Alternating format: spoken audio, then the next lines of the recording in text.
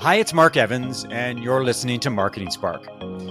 It's hard, if not impossible, to avoid content, advice, guidance, and recommendations about how and why to build a personal brand. It's seemingly not enough to be a good person or do the right things. We need to establish and nurture a personal brand so it reflects our values, beliefs, ideas, and approaches to the world. So, why is a personal brand so important? And how do you do that online? Today, I'm talking with Michelle Griffin, a personal brand strategist and the host of the Business of You podcast. Welcome to Marketing Spark, Michelle. So good to be here. Thank you, Mark. Let's kick things off with a straightforward question, a softball question. Okay. What's your definition of a personal brand? Ooh, great question, because as you know, it's like asking someone what the definition of a brand is. There's so many different answers and everyone has their take, but mine is going to ad lib it. Is you dialed in just like a company brand, but it's you. It's having a foundational, strategic, intentional way to show up. So you form that brand, that connection, that emotional connection, like a company brand does, right? And I do it the way that it's really tied to an ROI to build your business. It's not fluffy and self-promotional. It's all of being in value and service with a people-first marketing approach. So intentionally forming that connection so people, know you're the top of mind and know who you are to help them. So that's very ad-libbed, my definition. I actually have a formal definition I'll share if you have show notes. We can put it in there. Sounds good. So elaborate on the people first approach to personal branding, because obviously there's different ways to skin a cat. And there's different approaches to personal branding. What is your approach? What's your philosophy? My philosophy is that you need to be dialed in exactly, just like you said, you nailed it. Like, what is your perspective? In today's day and age, we are a commodity. There's millions of marketers, millions of branders, but like the only way people are going to resonate in this day and age to break through the noise and the attention economy is to have a point of view, to stand for something, and to keep putting that out there in service to others, just being all about other people, but intentionally making that happen. Because that's one thing I see people do. They just get out there thinking that's it. But just like a brand marketing, you got to have a strategy. You know that well. That's what you do in marketing. So having a strategy, and I do work with clients. I have a 7-step process that I created to nail all that. That's my biggest take. Have a strategy and be intentional, but be of service to others. So individuals have been focused on personal brands for decades. It's not a new concept. I think a lot of people have recognized that if you have a high profile, if people perceive you in a certain way, then that's going to help you professionally and personally. But I am interested in why there seems to be so much focus or fascination on building a personal brand. You look through your LinkedIn newsfeed and there are lots of people talking about the value of personal branding. I'm just curious about why that is and whether it reflects the economy and the volatility of the conditions these days, or there's something else to it. Absolutely. Well, first, I'm going to admit that the name gets a bad rap, and there's a lot of misconceptions because it's the Wild West out there, right? Everyone knows they just need to stand out and to have visibility, but not for the wrong reasons, at least the way I do it. Not to be all about being self-promotional. It's like I have something valuable. I have expertise to share, to help people, to solve a problem, right? That's why we're in business. So you need to stand out. I mean, we're more and more crowded in the marketplace, the influx of marketing messages, all the things. There's more people online now. So how do you get out there, define who you are, differentiate yourself to say, hey, I'm here. I'm someone you should know because I have a problem I can help you solve.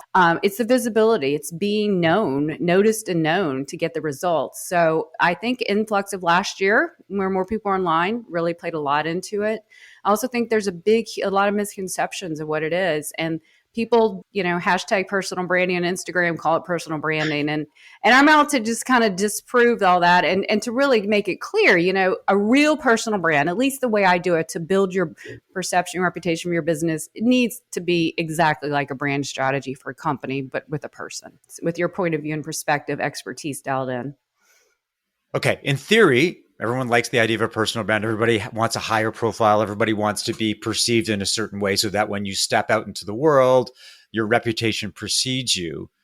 So in practice, where do you start with a personal brand? I mean, it's one thing to aspire to build a bigger, better brand, But how Hmm. does the journey begin? What are the first steps?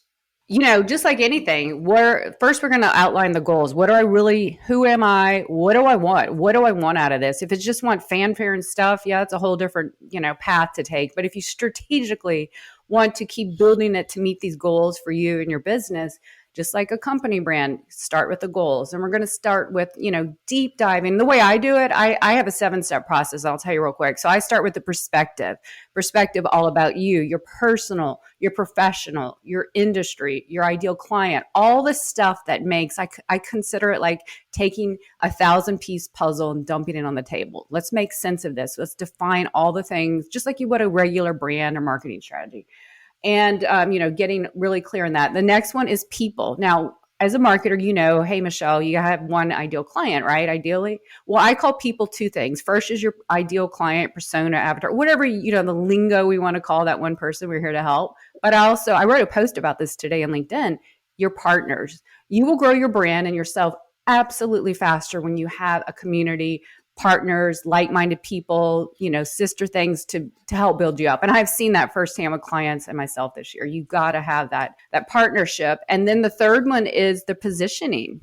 How are you standing out in the market? That is critical. Mm. It's probably my favorite thing to do is I'll help you take all the pieces that are you, and I promise you there's a way to differentiate yourself. Just because you're a marketer doesn't mean you're like the hundreds of thousands of marketers. We will help you find a way. And that's a lot based as a personal brand, your perspectives and beliefs and the way you see the world and all that. And to have a way to see the world, we pull that out of you. And the next one is packaging. Now, packaging to me is not about self-promotional. It's like packaging your messaging. Your client messaging is so important. Your website, also your social handles, your marketing assets, all the things are going to help build that brand. The next one is content, P is publishing. It's all about the content.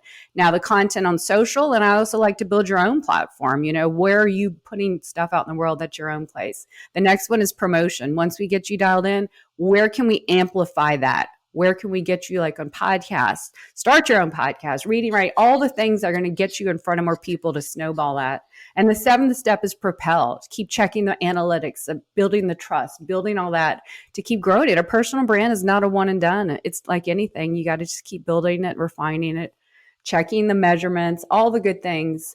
So basically, I am like taking what you probably do, Mark, and then just make it about a person. And I work with a lot of expertise-based businesses and help them get out there. So does that answer your question? 7 steps? I gave a high-level view, but It's very similar to the way that I work with B2B SaaS companies. I go through the exact same steps. I oh love wow. the Okay. puzzle analogy is great because you're dealing with all this information and you're trying to Yes. put it all together. The one area that I did want to focus on is positioning, because I love positioning like you do. I love positioning and messaging and telling a story that's unique and distinct. I am interested in how you do that because, for example, there are lots of people who are digital marketers or salespeople Mm-hmm. or focus on social media. How do you find that uniqueness in somebody? What do you do? What do they have to do to identify what makes them different in the marketplace, even in a small way? Because if you can do that, then you can establish a point of view. Then you can, I don't know if it's rise above the crowd, but you can stand apart in even a small way. So Yes. what is your process to making that happen? Oh yeah. Well, it really comes from that 1,000-piece puzzle dumping. I work, in my program, I work with my clients. We spend a lot of time together. I have to pull out. They have it inside of them. They just need someone like me to connect the dots, like you. So I have a lot of questions that I pull out, and we talk it through, and I'll say, what about this? What about that? But I find a way to blend. Every single one of my clients says something in that initial first 2 calls, and I'm like, there's the clue. I keep digging deeper and finding that golden thread. And so I'll push back on them like, what about this? What about that? But there's a way to combine your perspective, your experience, your skills, your point of view to find that point of view or their beliefs. This day and age, you got to have something to stand for to really, there's a million things to find, billions of things to find on Google, right? Information is a commodity. We need someone to form that connection with. So I really just work hard in finding, that one way to spin that golden thread and make them stand out. And really, I'm working with a story-based framework as you do. And that's how people connect. So it's hard to say because I have to be in the moment. But does that give you any clue of finding that golden thread is what I aim for? You did, and it does take a lot of work. And sometimes what I find interesting is what's obvious to you, what makes someone different or special, isn't obvious to them. They just think that's the way that they are. That's Mhm. their personality or their approach to the world. So I think that is very interesting. The other thing I wanted to ask you about building a personal brand is that on LinkedIn, where you and I spend a lot of Mhm. time, probably too much time, I would say, there's a lot of consultants out there, people like you and I, that or individual business owners that have a Mhm. vested interest in building a personal brand, in establishing a presence that's distinct and that attracts the spotlight. But what about entrepreneurs and business leaders in terms of how and whether they should build a personal brand? Things like they would ask, well, what's in it for them? Some would argue that it takes way too much time and effort to actually do it. Two questions. What's the importance of building a personal brand for an entrepreneur, a startup entrepreneur, or Mhm. an executive, a C-suite executives? And what's the ROI? Like, why should they do it? That's a great question because, I get a lot of people say, well, I work for a company. Why should I have a personal brand? Well, everyone should work on their personal brand. Just because you work for a company or have a title, that could be temporary or it's not forever, maybe, right? Your personal brand takes you everywhere. It's going to help you stand out in the market. If you're in the company setting, employee, you're going to be known for that. So the incentives to get another job, get more promotion opportunity, start speaking, why wouldn't you want to create more opportunity for yourself? No one else is going to give you permission or do it best for you. So get out there, and there's a ways to do it. I get a lot of DMs from people and companies like, how do I build my brand when I work for a company?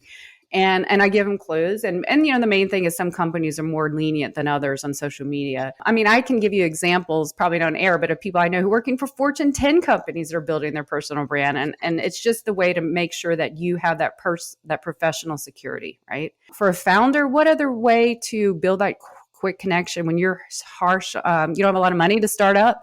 Getting out there, being the face of your business is going to instantly attract more people to you. You're going to stand out. There's too many people hiding behind their businesses.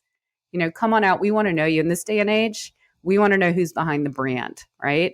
So getting out there and forming that human connection, that's what it's all about. That's what people are begging for and wanting and resonating with these days. What I find interesting is that there are so few CEOs who build a personal brand. And this is, I'm not talking about corporate PR to put somebody on the cover of Yes. magazines. I'm talking about CEOs having a very obvious presence, a very engaged presence on a social media platform like LinkedIn. And somebody like Casey Graham, for example, from Hmm. Gravy, who has established a huge following and a big personal brand. And he's done a lot of work, invested a lot of time to make that happen. Hmm. Why are there not more CEOs with a really active social presence as a way to build their own personal brands and in turn build the awareness of the companies that they work for? Oh, that's a great question. I don't know if they just don't realize the importance of it. That's one things to dispel. They think it takes too much time. They think someone else should do it. You can't form out your personal brand to someone else. You really can't. I mean, I know there's CEOs who are having people do content and stuff, and I guess I can work, but to really nail it like Casey does, oh my goodness. And he'll tell you the story. If you dig back, I've been on webinars. He just started doing this 2 years ago, like in 2019 or something. I mean, he has phenomenally grown. It's just being relatable and human. And that's what the world needs. That's why I do personal branding. I've always been a people first marketer about human to human connection. And I love working with personal brands because you can bring that out. It will, I mean, let's talk about some of the bad PR we've seen in the last week. I'm not going to mention some of the things about CEOs, right? So just, being human is what people helps. And you can do it not every day. You don't have to spend all the time like some of the consultants do, but just have a presence. You'd be surprised if you look at some of these company CEO things, their presence is just like a picture on the wall. That's it. There's no human personalized connection. So that's a huge thing, realizing you need it. And I don't know if people realize there's opportunity to be had. Let's shift gears a little bit and talk about how to build a personal brand on LinkedIn, because I know that you spend a lot of time advising people on how to do that, and your content reflects that on LinkedIn. So, what are the first steps to take if you're looking to leverage LinkedIn to build a personal brand? Okay, great question, because you really shouldn't just hop on just to hop on. You need a strategy in place. Obviously, find out why. I mean, figure out why are you on LinkedIn? Are you just trying to, have fun, make content, or is it tied to a strategic business, endeavor? figure out, how am I going to show up? What are my goals? And then get your profile in check. Mhm. Sadly, that is such a missed opportunity. First impressions sometimes are last impressions. I see way too many people with incomplete profiles, missing banners, headlines that just say they're, VP at XYZ company. That's not telling me anything. People's attention spans are short these days. So get in a really good headline your headline is probably the most important. It follows you everywhere, as you know. So get that really clear. When I work in Clubhouse, every Thursday on LinkedIn Mastery, we've been doing LinkedIn profiles all this month because it is such a huge need and people struggle with it, and I get it. I always say it's hard to see the picture of the frame you're in, right? It's so hard to write about yourself and communicate your value. So having a really good profile and then making sure your about summary, that's the next thing. Making your profile like a mini landing page is probably the best way I'd say, to angle it. What are the biggest mistakes that people make when they're trying to build a personal brand on LinkedIn? Okay, well, first of all, they're not clearly defined. And I'm talking about, let me come from the context of, building it for professional or, business opportunities, not just look at me, I'm 1 million followers and, that's it. It's tied to knowing who you are, just like who I am, how I'm going to stand out in one lane. I see too many people having these headlines that have all these keyword stuff and I have no idea what they do. Come out in one lane for one person with one problem you solve for the most part, so people can get that repetition. Oh, here's who this is. Here's who this is. Probably one of the first things. And then people, don't just communicate, it's a giving platform. If you're going to come out, you can't just post and ghost, as they say. My post today is all about building your community, build your brand again, get that community in place to help you. I probably think, they just don't give it enough time. It's a long game. Mm. It really is. I mean, when I don't say long, I don't mean it's going to take years. I started getting out on LinkedIn all this year consistently every single day. You probably see me write about it just because I was struggling. I was being inconsistent. And I gave myself a big, bold goal of posting every single day. And probably within 30 days, I saw results. Like, I was asked to be on a podcast, to speak on a live summit. It just started happening fast because when you show up and be consistent and value, people are going to know you're there to help them. And that goes huge on LinkedIn. LinkedIn's not the place it was when it first started, for sure. For sure. I've been active on LinkedIn probably for 2 years, and I have noticed it. One of the things that I do struggle with when it comes to LinkedIn is the algorithm, because I don't understand it. One day I'm belle of the ball, and the next day no one wants to ask me to dance. And there's no engagement, no comments. When you're trying to build a personal brand, when you post content, when you make comments, there's a lot of validation that comes from, oh, look how many views my post got. Look how many video views I got. But what do you advise people when there is little or no engagement and they feel discouraged and their attempts to build a personal brand seemingly aren't paying off, or they're not attracting the spotlight? What's your advice to them when that happens? Oh, I get it. I think it affects everyone. Unless you're some of the unicorns on LinkedIn, but the algorithm is going through some major changes. My LinkedIn content manager, was telling me that like last month. I would say you cannot, like anything, you can't just put your toe in the water and then, it's too cold, I'm walking away. Stay in the long game. As you know, there's 800 million people on LinkedIn. 97%, they say, probably, I bet it's 95% now, post. So, you're still in good numbers and people are seeing you. A lot of people are scared to react. A lot of people are scared to take that first step. So people are still seeing you. I cannot tell you how many times I've been DM'd with people who wanted to, get a discovery call or whatever, book a call. And they're like, I follow your content. I really like it. And I never knew that. They never engaged. I never knew it. So my thing is people are seeing. And then the thing is, when I was in kindergarten, I remember when I first started kindergarten, I came home upset because I told my mom I didn't have any friends or something. And she said, Michelle, to have a friend, you have to be a friend. Okay. And I never forgot that. So it's like on LinkedIn, if you want to get out there, start giving. The law of reciprocity is so powerful here. Just start reaching out to more people, give more than you can expect to get. It will come back. I promise you.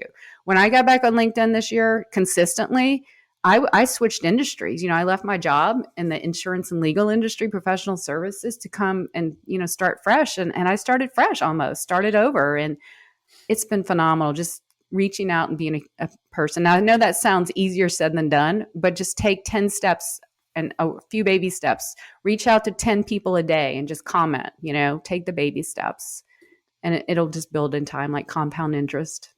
I wrote a post this morning titled "Content as an Obligation." It's sort of an acronym, sort of the play on SaaS and PaaS and all those things that we talk about in the B2B SaaS world. And it's the idea that a lot of people feel like it's a chore or a duty to post content.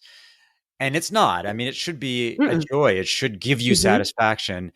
And I'm wondering from your perspective, what are the questions that someone should ask, or what are the things they should think about before posting content on LinkedIn? Well, first of all, you should know if it's a chore for you, then we have to reassess because if it's like, pulling teeth, we don't want that. I love being on LinkedIn every day because I built a community of people, of clients, collaborators. I just love waking up and opening up and seeing it. So, are you posting about something that people really resonate with? Are you posting about something that's more about you and not about others? If you're just getting on LinkedIn, give a lot of value and tips and help people, sprinkle in your story too. I mean, without a doubt, they need to get to know you, but lead with others first. Give a reason to read your stuff. I think that's where a lot of people go wrong. Or it starts small. Make your content digestible nuggets. I know some people feel compelled that they have to write a book. No, we're busy. Take the friction out of it. Make it super easy. So just be sure, are you standing out and doing consistently the same thing? It'll get traction, the same topic to help the people who have that problem you're trying to solve. So I think that should be. And then if it's not a chore, reassess. Now, content every day, do I recommend that? No, that's an obligation I put on me. But when it comes to next year, maybe 3 days, 5 days, how many days a week do you post, Mark? 4 to 5 days a week. Okay. I would add as a caveat that I was a reporter for 15 years. I'm a professional writer by training. So Okay. writing to me comes easy. And I say that in quotation marks because writing is not easy. I flex my muscle and I've trained this muscle for a long time. But for a lot of Mm-hmm. people, it's not natural. Writing content is not Yeah. a natural thing. It's hard. And that's true. And can I give you the story? Because so last year when I was, left my job in January 31st, 2020, I remember that date well.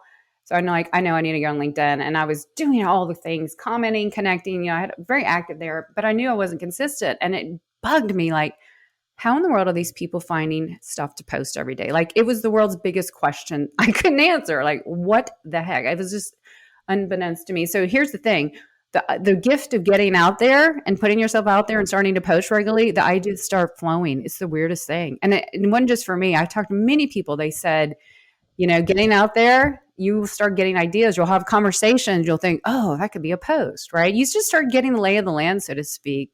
Was that like how it was for you? Maybe you're not a good person to ask because, as you said, you're used to writing content quickly. No, it's one of the questions I did want to ask you in terms of how do you generate ideas. And I will tell you that one of the best ways is to read other people's content Mm-hmm. and react to their point of view, or sometimes an idea sparks.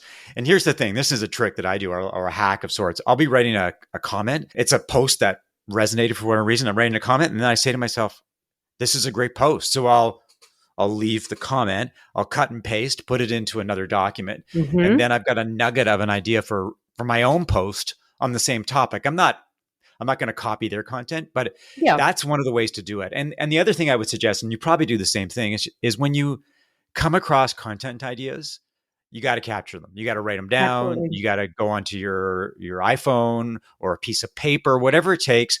Don't let them evaporate because once they're gone, they're usually gone.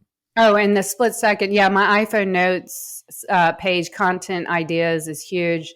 One of the other things too, like I'm at the end of my, 365, and it's a lot. And so what I've done every year, there's no harm, no shame in repurposing. Now, I don't say recycle, repurposing your content. So every post I make is that I take it by the date and I copy it into a Google Docs and date it by day and very simple, and then by month. I mean, I know some people put it in, Notion and all the other complicated things. Mine's pretty easy, but there's days I'll go back, and I use Shield app too, and just say, where's something that really resonates? I'm stuck today, in addition to your content idea, because I do that too.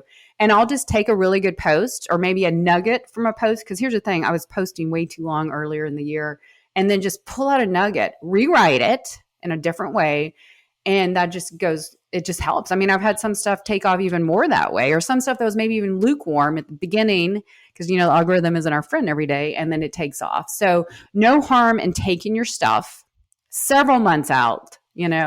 Only a few percentage of people see our stuff. And even that, do you even remember what you posted 2 days ago? Hardly. I mean, No. I don't. So anyway, that's another tip to use when you're stuck. One final question, and picking up on something you said earlier, and that is about Clubhouse, the social media platform that was all the rage and then disappeared. And I'm curious about your thoughts on Clubhouse as a platform for businesses looking to connect with their audiences. Is there any value there? And do you think that many people and companies have prematurely abandoned Clubhouse? Yeah. Okay. So Clubhouse was great. The fear of FOMO got it out. It was the shiny object du jour. I think I got in December of last year. January, I started a weekly show on personal branding mastery, and now I've flipped it into just modding. Yeah, it was great. Okay, here's the thing. Everyone left it. Everyone came to it, then seemed to have left it. But there's millions of people still there. I show up every week just in that room. But every single time I mod that room, I meet people from all over the world. And I bring them to LinkedIn, which I did all along, and I form connections. Now, some just become amazing connections. Some have become clients, collaborators. That social audio is a perfect way to build connection. A lot of us are scared of video. A lot of us are apprehensive about getting video. Well, what's the next best way between written and video is social audio.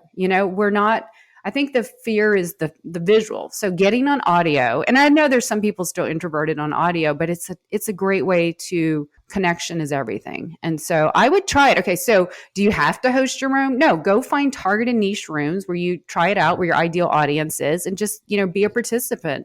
Now, don't just listen, raise your hand and go put an insight in, ask a question. They're very helpful and nice on Clubhouse for the most part, like they are on LinkedIn.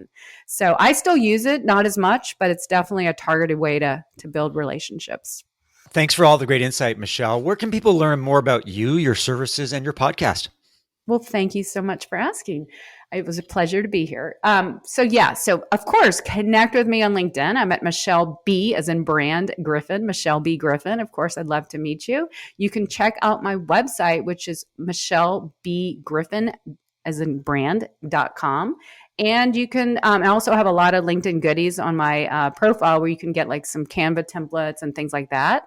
And also my podcast is The Business of You. Fun fact, it started as my LinkedIn live show and it's now a podcast, another way to content create and repurpose. But that's on all the major platforms now. So it's all about helping expert entrepreneurs, expertise service providers build their personal brand to grow their business. So I appreciate it, Mark. It's been a pleasure.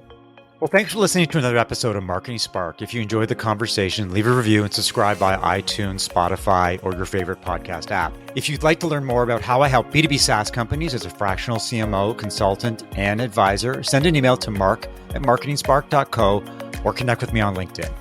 I'll talk to you next time.